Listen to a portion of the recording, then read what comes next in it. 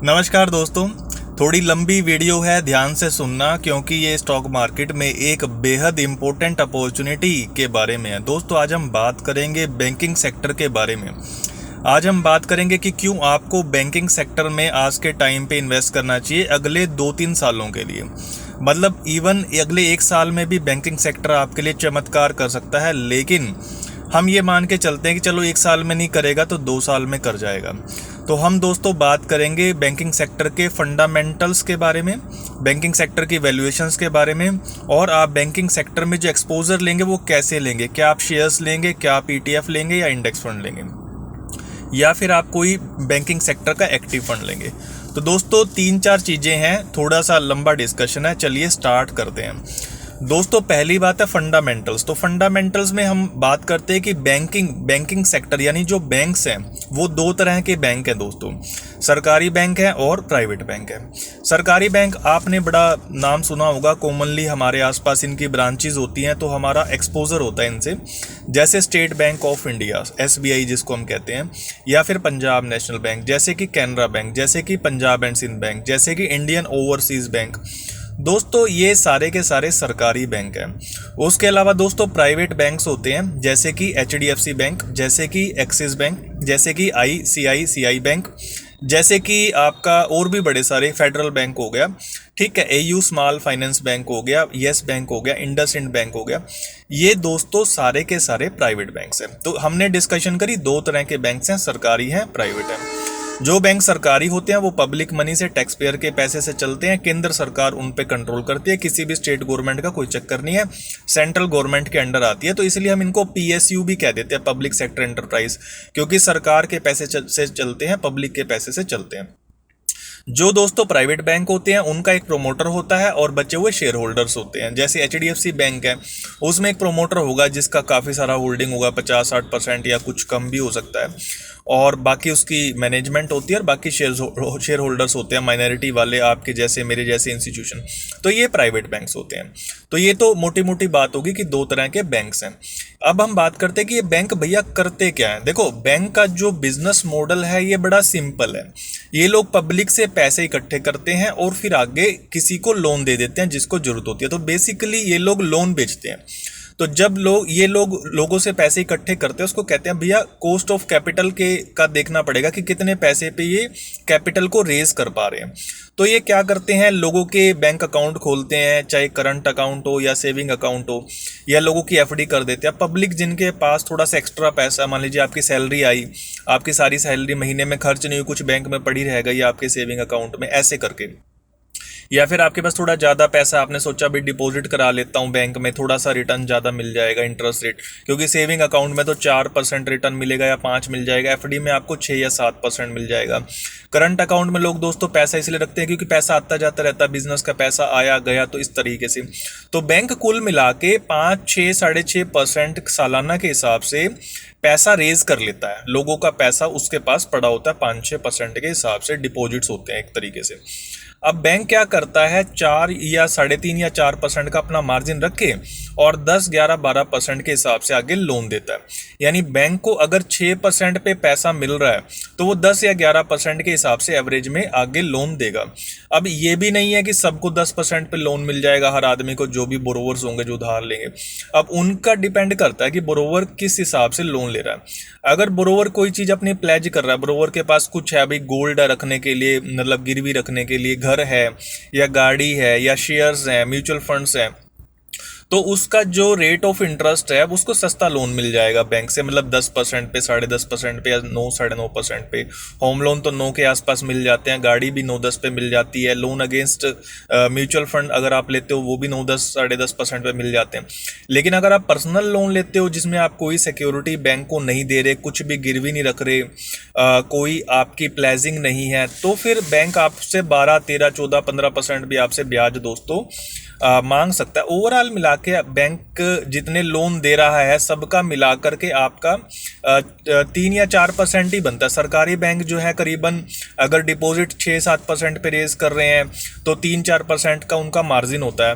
उनका एवरेज 11-12% पड़ेगा या 10 पड़ेगा। 3-3.5% का मार्जिन दोस्तों सरकारी बैंकों का होता है और प्राइवेट बैंकों का 4-4.5% का होता है। प्राइवेट बैंकों का मार्जिन ज़्यादा इसलिए है क्योंकि उनकी सर्विसेज बढ़िया है, मतलब वहाँ पे डिपॉजिट कराना, लोन लेना, उनसे पेपर वर्क, मतलब ये सब चीज़ें, उनकी थोड़ी सी सर्विस क्वालिटी बेटर है तो उनका मार्जिन भी दोस्तों थोड़ा ज़्यादा होता है। वो 4-4.5% का मार्जिन कमा लेते हैं। तो ये दोस्तों उनका हो गया उनका बिजनेस मॉडल। अब दोस्तों सवाल ये आता है कि अब जो चल रहा है और आने वाले टाइम में क्या बैंकों से जो लोन जाते हैं वो उनके लोन बिकेंगे या नहीं बिकेंगे। ऐसा तो नहीं कि कोई लोन लेने के लिए तैयार ही नहीं है दोस्तों। लोन मान लो आप ले रहे हो तो आपके पास नीड होनी चाहिए, भाई मेरे को घर लेना है या गाड़ी लेनी है, और आपकी क्रेडिट वर्दीनेस होनी चाहिए, आपके पास सोर्स ऑफ इनकम होना चाहिए और ऑलरेडी आपके ऊपर ज़्यादा उधार ना हो। तो दोस्तों इंडिया में जो हाउस होल्ड है, जो घर है, जो लोन ले सकते हैं, उनके ऊपर ज़्यादा कर्जा आज के टाइम पे नहीं है, तो वो लोग लोन लेने की स्थिति में है, तो इसलिए बैंक का लोन बिकने के चांस काफ़ी हैं। इसी तरीके से जो कंपनीज हैं, कॉरपोरेट्स हैं, उनको भी बिजनेस बढ़ाने के लिए बैंकों से लोन लेने पड़ते हैं। तो अभी जो कर्जा है उनके ऊपर वो ज़्यादा नहीं है, तो वो अभी लोन लेने की स्थिति में है। तो प्रेजेंटली अगर हम देखें तो हाउस होल्ड की भी बैलेंस शीट बढ़िया है और कॉरपोरेट्स की भी बढ़िया है, ज़्यादा उनके ऊपर कर्जा नहीं है, तो आगे वो कर्जा ले सकते हैं। तो बैंक से जो लोन की डिमांड है वो बढ़ेगी दोस्तों। तो नेट इंटरेस्ट मार्जिन की हमने डिस्कशन कर ली, लोन की डिमांड भी दोस्तों रहेगी। तो एक डिपॉजिट का थोड़ा बहुत इशू आजकल आ रहा है, लोग जो है बैंकों में पैसा रखने की बजाय शेयर मार्केट में रखना पसंद कर रहे हैं। लेकिन दोस्तों ये तो साइकिल है, शेयर मार्केट जब कल को ज़्यादा नहीं चलेगी या क्रैश होगी या कुछ होगा तो ऐसे में लोग फिर से बैंकों में पैसा रखना शुरू कर देंगे। कुल मिला के बैंकों का बिजनेस मॉडल दोस्तों बहुत बढ़िया है। अब हम बात कर लेते हैं कि क्या बैंक्स में काफ़ी कंपटीशन है आपस में। दोस्तों बड़े बड़े तो 4 या 5 ही बैंक हैं, ठीक है, तो इनके अंदर कोई बहुत ज़्यादा कंपटीशन नहीं है, ना ही लोन को एज ए प्रोडक्ट कोई प्रोडक्ट रिप्लेस कर सकता है।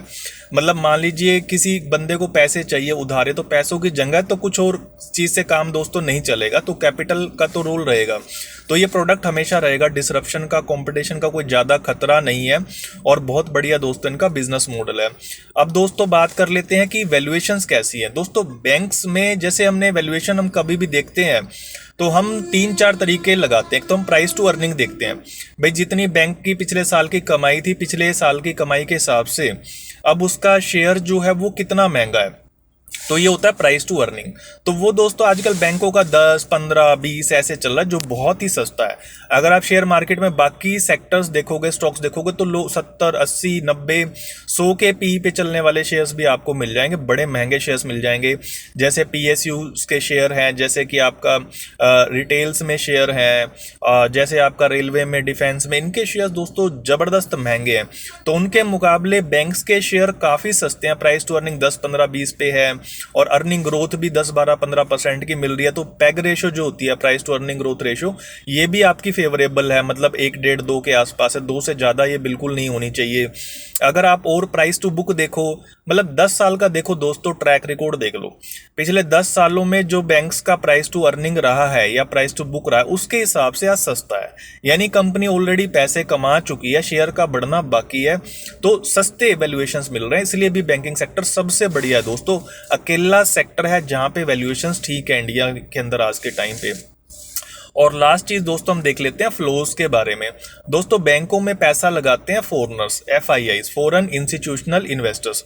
अब क्योंकि US के अंदर पिछले 2 सालों में बहुत ज़्यादा महंगाई थी, तो वहाँ पे जो इंटरेस्ट रेट थे वो दोस्तों 0% से बढ़ के 5% हो गए। और अब ये इंटरेस्ट रेट दोस्तों कम होंगे अगले 1-1.5 साल में, 5 से घट के 2.5% के आसपास उम्मीद है कि अगले 1-1.5 साल में आ जाएंगे। तो इतने जब इंटरेस्ट रेट घटेंगे ना दोस्तों, तो बड़ा सारा पैसा इंडिया में आएगा, क्योंकि वहाँ पे फिर बॉन्ड लोग खरीदने वाले कम रह जाएंगे, बॉन्ड यील्ड घट जाएंगी वहाँ पे, तो बॉन्ड लोग लेंगे नहीं। अब बॉन्ड नहीं लेंगे तो इक्विटी लेंगे, इक्विटी यानी इक्विटी में भी वो फिर इंडिया में भी थोड़ा बहुत पैसा आएगा। तो दोस्तों हमारी मार्केट मतलब कि भागेगी, और उनमें भागेंगे बैंक्स, क्योंकि एफआईआईज जो ये लोग हैं ना, ये बैंक्स में ही पैसा लगाते हैं। बैंक्स क्योंकि बड़े भी हैं, प्रॉफिटेबल भी हैं, फंडामेंटली अच्छे होते हैं और वैल्यूएशंस भी उनके अच्छे हैं।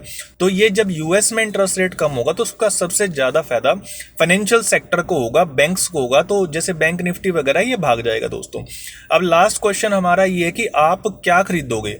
भाई आप देखो, आपके पास डीमैट अकाउंट है तो आप इंडिविजुअली बड़े बड़े बैंक्स खरीद सकते हो, जैसे एसबीआई हो गया, एचडीएफसी हो गया, आईसीआईसीआई बैंक होगा, ये आप कर सकते हो। या फिर अगर आपको लगता है भी म्यूचुअल फंड लेने हैं तो आप निफ्टी बैंक ले लो।